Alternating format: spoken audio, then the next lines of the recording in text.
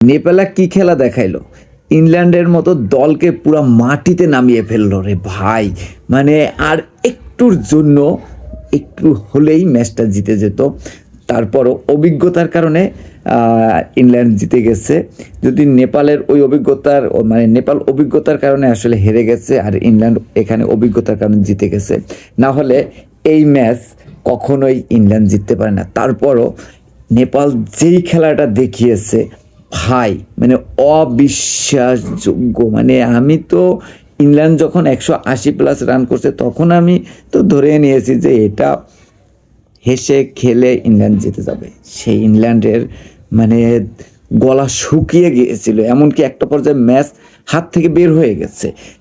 ওইখানে যদি অন্য কোনো একটা দল থাকতো একটু একটু স্ট্রং বা একটু অভিজ্ঞতা সম্পন্ন, তাহলে অবশ্যই আজকে ইংল্যান্ড হারিয়ে দিত ইংল্যান্ডকে।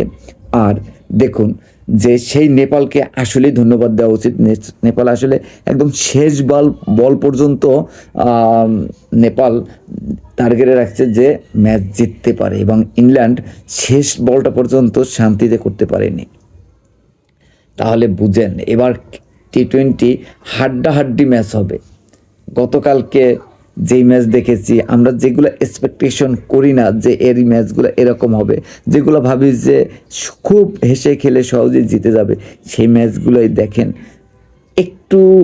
একটুর জন্য খসে নাই, একটুর জন্য অঘটন ঘটে নাই, কিন্তু অঘটন কিন্তু ঘটে যাওয়ার সম্ভাবনা খুবই ছিল। এবং টি-20-র মজাটা এখানে যে ম্যাচ যেন বলতে না পারে যে কে জিতবে কে হারবে, কতক্ষণ এদিকে কতক্ষণ ওইদিকে। আসলেই দেখেন ইংল্যান্ডের মতো দলকে নেপাল আসলেই ধরাশায়ীটা যেইভাবে করছে, এটা অবিশ্বাসযোগ্য। এখন আমি চিন্তায় আছি যে নেপাল আর কারে এরকম ধরাশায়ী করে। তবে ভাই যাই বলেন, বাংলাদেশ এবার বিশ্বকাপ বয়কট করে মান সম্মান রক্ষা করছে, এখন এটা বুঝতে পারছি। এজন্য ধন্যবাদ ওই তাদের। কারণ হলো এই পিচে যদি বাংলাদেশ খেলতো তাহলে কি হতো একবার ভাবেন। এই নেপালের সাথে ইংল্যান্ড মানে পুরো জল খেয়ে তারপরে হয়েছে। মানে ইংল্যান্ডের জিও ভাই পানি ছিল না, সেখানে বাংলাদেশ তো তুচ্ছ। আবার গতকালকে ওয়েস্ট ইন্ডিজে খেলা দেখছে ভাই। আমাদের অন্তত এই জিনিসটা ভেবে আমরা একটু সান্ত্বনা দিতে পারি যে এই পিচে বাংলাদেশ খেললে, এবং এই যেই প্রতিদ্বন্দ্বী আমাদের দলগুলো, আসলে আমাদের মান সম্মান নিয়ে কি আমরা ফিরে আসতে পারতাম? সম্ভবত এইটা বোঝার কারণেই আমরা বিশ্বকাপকে আগেই বয়কট করছি।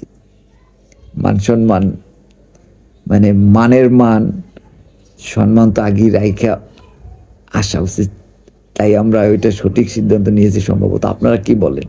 যদি একমত হন অবশ্যই কমেন্টে জানিয়ে যাবেন।